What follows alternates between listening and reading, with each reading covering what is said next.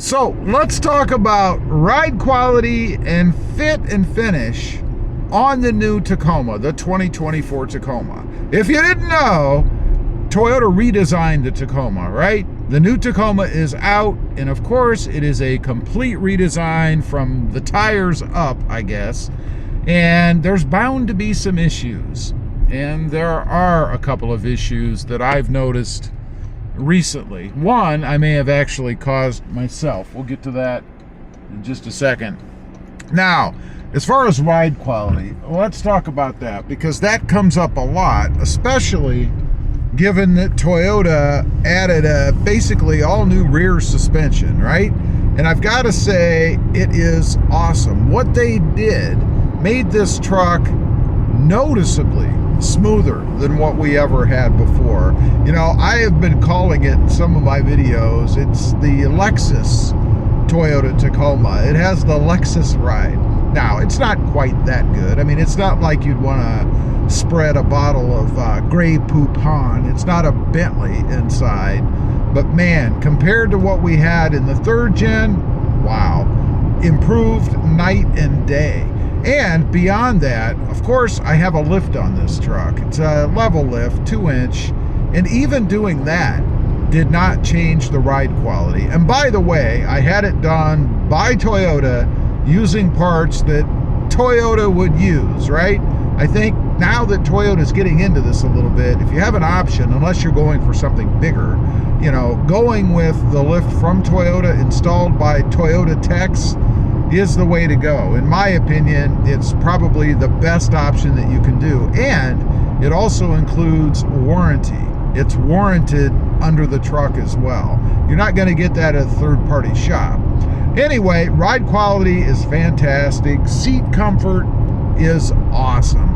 You know, I made a video a little while back about thinking that the driver's seat was somehow going down by itself. It's a manual seat. I'm here to tell you, this is kind of an update. I was wrong. I measured it. It's been a few trips and sitting for a while. The seat is still where it was, so it must have been all in my head. I don't know, that or the seat miraculously fixed itself. Maybe that's part of why this new Tacoma costs so much, because it's self-healing. Not really. And by the way, price obviously is the biggest complaint that I'm hearing about this new truck. Rightfully so. It is a lot, I say a lot, it is more expensive than what the outgoing third generation was. But of course, we have a new engine, we have new suspension, we have a new body style, we have new tech, we have a whole new interior. I mean, it's gonna cost more money. If you thought Toyota was gonna do all that and charge the same price, I think you're probably not economically realistic. Anyway, ride quality, awesome. Now, let's talk about fit and finish, because there have been a couple of issues. The first one is the glove box. I made a video about that not too long ago, about fixing the glove box. And what I'm talking about, if you haven't heard or seen anything about it yet, the glove box had some play in it. When it was shut, you could push it and it would actually go up about another, I don't know, maybe 1/4 inch, 1/2 inch, something like that. And I think it's because the little contact points that they have inside, there's 2 little nubs on each side that marry up against 2 points on the glove box. Those push in and out. It's like they're spring loaded. And I know what Toyota was trying to do. They were trying to give a little bit of a cushion effect to the glove box, if you will, so that it could ride a little bit and kind of move in and out on those 2 little nubs on each side that protrude, right? But the problem is they're too short, in my opinion, and they gave too much. The spring in them is not strong enough. It is something that I think Toyota will probably issue some sort of TSB on. I think there's going to be enough complaints that Toyota's not going to be able to just ignore it and leave it alone. Now, I did come up with a fix myself after a big fail, and that was to add, right where the contact points are on the glove box itself, a couple of little cabinet cushioners, if you will. You know, those things that you probably have in your bathroom or in your kitchen that your doors close against. those little round kind of rubbery plasticky things.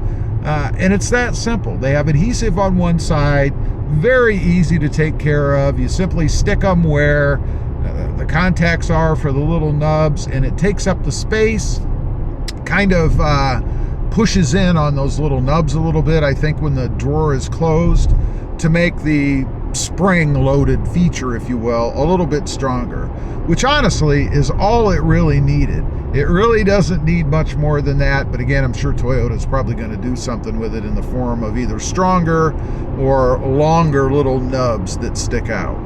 The next thing, and this is the one that I think I probably did myself, and that is there's a little kind of scratched off area right where the tail light on the driver's side, I guess, meets the paint. I say I think I did it myself because I pulled that tail light off to do a mod, and I may have kind of impacted the paint area in the corner with the corner of the tail light itself. Now, do I think it should have happened? No, I don't. Why? Because I didn't put that much pressure on it. It's not like I was out there with both hands braced up against a wall trying to pull that thing off. If you have to do that, you're pulling it off incorrectly, and you'll probably break the tail light before you get it off. I think it was probably there before.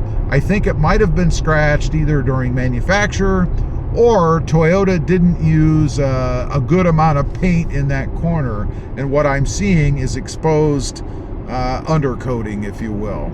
I don't know, hard to say. There is another thing that I noticed almost right away when I got this truck when I was driving home on the freeway, and that is the hood.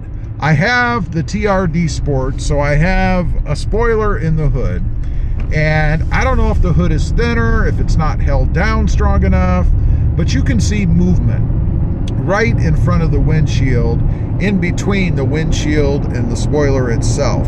You can see vibration when you're on the freeway and there's a lot of wind, or even going down bumpy roads. Now, it's not horrible. It's not like it's a ton or anything, you know, like the hood's jumping all over the place, but it definitely is noticeable, particularly if it's a bright sunny day and you've got reflection from the sun. You can see that moving around a little bit. I can see it right now as I'm making this video.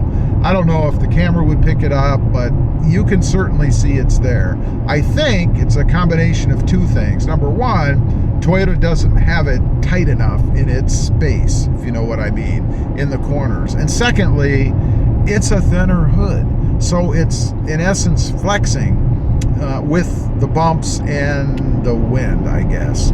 Otherwise, there aren't any other issues, and I will say that to only have those two things or three things is pretty darn good on a truck that is completely redone. You would expect to have more issues than just that.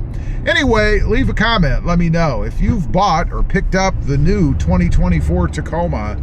What have you noticed from a ride quality or comfort standpoint, and fit and finish? Any issues? I'd be curious to know. Thanks for watching. Stay safe out there.